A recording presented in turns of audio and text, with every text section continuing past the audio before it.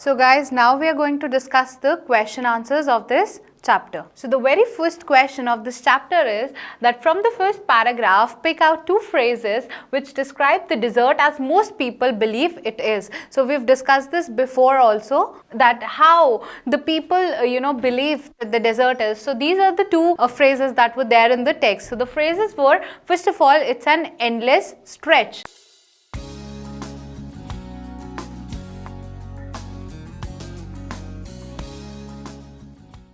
Of sand, and again waterless and without shelter. These are the basic things what people think about it.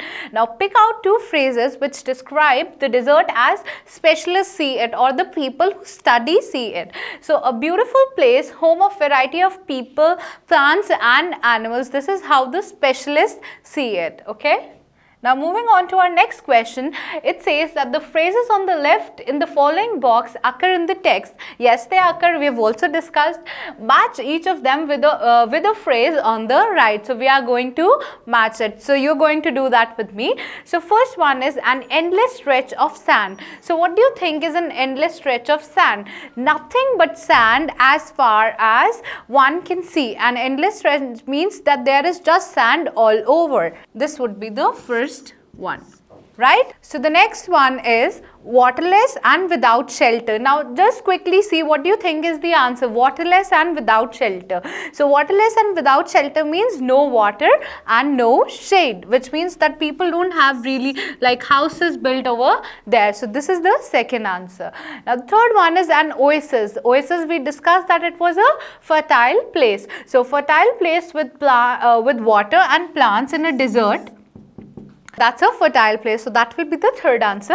So hidden by a cover of grass. What is it?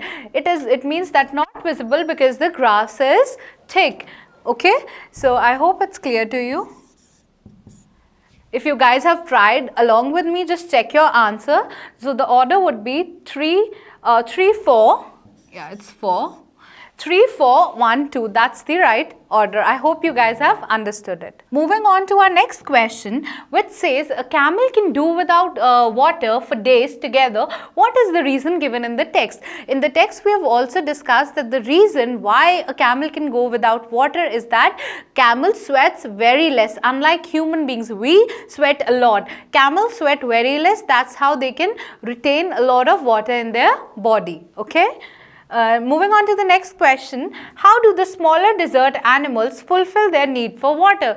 This also we have discussed that what do they do basically during the day? They hide themselves, okay, they hide underground in the burrows, and at the night when the temperature cools down, they come out and they find something to eat. So talking about the animals that eat other animals, they get water in the form of moisture in the meat, and again the animals that eat other plants only and seeds, they find their water in the form of plant juices that are present in them. I hope it's clear to you. Now moving on to our last question, which says that in a desert the temperature rises during the day and falls rapidly at night. Why so? It is because like the air has moisture. Moisture covers the surface of the earth and protects it from the heat of the sun, the direct heat of the sun. So basically because of lack of moisture, there is no moisture in desert area. That's why we see so much temperature fluctuations, and that is why temperature rapidly changes,